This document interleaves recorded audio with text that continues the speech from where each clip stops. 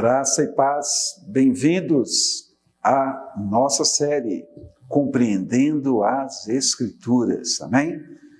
E vamos então ao ensino da Palavra de Deus. O tema dessa ministração de hoje é a glória da última casa. Repetindo, a glória da última casa. O tema deste estudo, meus amados, se refere ao que Deus falou para Zorobabel, que foi governador de Judá, e também para Josué, sumo sacerdote da época. E Deus disse a respeito do templo, ou seja, do segundo templo que estava sendo construído. Quando isso aconteceu, foi justamente depois que os judeus voltaram do exílio. Eles já se encontravam de volta em Jerusalém, e Deus então fala, através de Ageu, ao governador e também ao sumo sacerdote. Nós vemos isto no livro de Ageu, Ageu capítulo 2, versículo 9. A palavra de Deus diz: a glória deste novo templo será maior do que a do primeiro, diz o Senhor dos Exércitos. E neste lugar darei a paz, diz o Senhor dos Exércitos.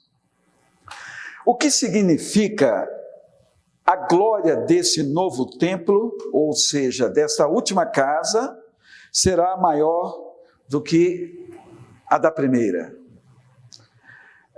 Nos nossos dias, é comum vermos prédios, templos que estão sendo construídos ou reformados ou também ampliados com placas com faixas, com essa frase: a glória dessa última casa será maior do que a primeira.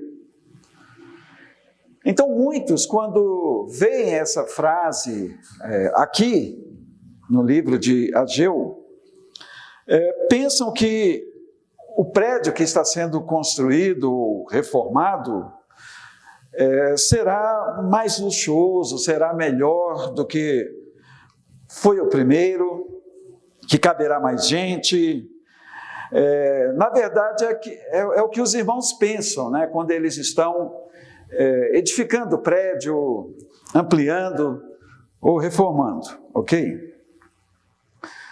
Mas será que é isso que Deus quis dizer ao governador Zorobabel, ao sacerdote, através do profeta Ageu? Foi isso que Deus quis dizer em se tratando desta frase? Vamos então, queridos, primeiro compreender o texto, amém? Para depois entendermos melhor, tá? O profeta Ageu, ele exerceu o seu chamado, foi no segundo ano do rei Dário. Nós podemos ver isso aqui mesmo em Ageu, no capítulo 1, versículo 1.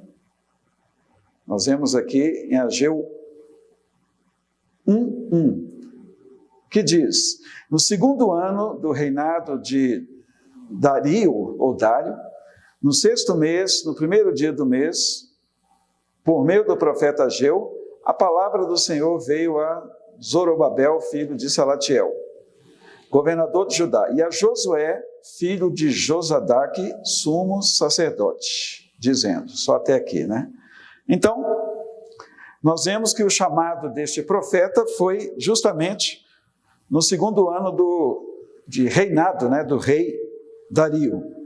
E nesse tempo, os judeus eles estavam retornando do cativeiro, retornando do exílio lá de Babilônia, e eles estavam indo para a terra, ou voltando, retornando para a terra prometida, para Jerusalém, devido ao decreto do rei Ciro. Vamos ver isso? Vamos lá para Esdras, capítulo 1, do versículo 1 ao 4. Esdras, capítulo 1, do versículo 1 ao 4. A palavra de Deus diz: no primeiro ano do reinado de Ciro, rei da Pérsia, para que se cumprisse a palavra do Senhor, por boca de Jeremias, o Senhor despertou o espírito de Ciro, rei da Pérsia, que ordenou que se proclamasse em todo o seu reino e que se pusesse por escrito o seguinte: assim diz Ciro, rei da Pérsia: o Senhor, Deus dos céus, me deu todos os reinos da terra e me encarregou de lhe edificar um templo em Jerusalém, que fica em Judá. Aquele dentre vocês que for do seu povo, que o seu Deus esteja com ele, e que suba para Jerusalém, que fica em Judá, e edifique a casa do Senhor, Deus de Israel. Ele é o Deus que está em Jerusalém. Todo aquele que restar, seja qual for o lugar em que habita, que os homens desse lugar o ajudem com prata, ouro, bens e gado, além das dádivas voluntárias, para a casa de Deus em Jerusalém. Então, confirmando, essa ordem foi dada por Ciro, né? Ele deu essa ordem para que o povo judeu retornasse, né? Retornasse lá para Jerusalém, e que o templo fosse reconstruído ali, que a cidade também fosse reconstruída. Então, o propósito deles era a reconstrução do templo. Até porque o templo de Salomão, juntamente com a cidade de Jerusalém, foram destruídos na invasão da Babilônia a Israel. Ok? Vamos conferir isso aí também. 2 Reis, capítulo 25, versículo 9. 2 Reis 25, versículo 9. Ele queimou a casa do Senhor e o palácio real, bem como todas as casas de Jerusalém. Também entregou às chamas todas as construções importantes. Então vejam que o templo de Salomão foi totalmente destruído, juntamente com toda a cidade, por Nabucodonosor e o seu exército. E essa destruição, ela então foi comandada por esse grande rei. Na época a Babilônia era um império, dominava nações, e esse rei levou muitos judeus para a Babilônia como escravos. Dentre eles nós temos uns bem conhecidos, como Daniel, como Ananias, Misael, Azarias. No livro de Daniel nós vemos essas pessoas se destacando ali, né, na Babilônia, como homens de Deus, de fato. E vejam que as profecias então se cumpriram, as profecias dos profetas, né? Eles profetizaram sobre o cativeiro, tanto do Reino do Norte, quanto também do Reino do Sul, e isto aconteceu através de duas nações, né? Primeiro a Síria e depois a Babilônia. A Síria levou o Reino do Norte, destruiu o Reino do Norte, e a Babilônia o Reino do Sul. E foi profetizado 70 anos, ok? 70 anos de cativeiro. 70 anos depois dessa destruição do templo e de Jerusalém, e a missão dos judeus na reconstrução do templo era de retomar o culto a Deus. Então foi dada essa ordem, né, para a reconstrução do templo. O culto a Deus deveria ser, então, retomado. E também a autoestima do povo judeu deveria ser elevada também, através da reconstrução das casas, das cidades. E a reconstrução do templo ficou 18 anos parada. Vocês sabiam disso? 18 anos ficou paralisada, devido à oposição externa dos inimigos ali ao redor, né, de Jerusalém. Eles moravam ao redor. E depois os judeus então retomaram a reconstrução e finalmente concluíram a obra.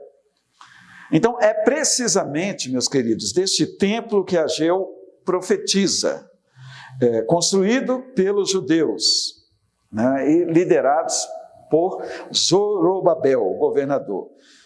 Vejam Ageu capítulo 2, versículo 4.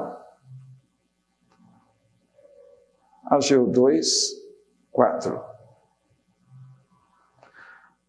Mas agora o Senhor diz: seja forte, Zorobabel, seja forte, Josué, filho de Josadaque, o sumo sacerdote. E vocês, todo o povo da terra, sejam fortes, diz o Senhor, e trabalhem, porque eu estou com vocês, diz o Senhor dos exércitos. Então vejam que Deus estava reanimando o povo para a reconstrução do templo. Deus estava reanimando o povo para a reconstrução da cidade. E Deus então estava falando ali diretamente com o governador Zorobabel e também com Josué, o sacerdote, e com todo o povo, para que ficassem fortes, firmes no propósito, né, desta grande obra. Agora, um detalhe, queridos, é que as pessoas, ao verem o novo templo, né, depois que eles finalmente concluíram a construção desse templo, muitos choraram. Interessante que houve uma mistura, né? Uns choravam ao ver o segundo templo, porque o primeiro havia sido destruído, como já falei para vocês, né, o templo de Salomão. Então eles choraram, e geralmente essas pessoas que choraram foram as pessoas mais velhas, foram aquelas pessoas que viveram na época de Salomão. E eles contrastaram um templo com outro, né? E eles choraram, na verdade, de tristeza, porque o templo de Salomão era um templo suntuoso, era um templo magnífico, fantástico, né? E este templo, esse segundo templo que eles haviam acabado de reconstruir, era um templo bem mais inferior, né? Uma estrutura bem mais inferior em relação ao primeiro templo. E outros estavam felizes, né? Eram os mais novos que não haviam conhecido o templo de Salomão. E eles estavam muito felizes. Então houve uma mistura, sabe, de choro e de alegria ao mesmo tempo. E o choro foi devido à comparação com o templo de Salomão, né? Que foi um templo muito mais luxuoso, suntuoso, em detrimento da simplicidade do templo atual. Vejam o versículo 3, aí de Ageu, capítulo 2, que diz assim: quem de vocês que tenha sobrevivido contemplou este templo na sua primeira glória?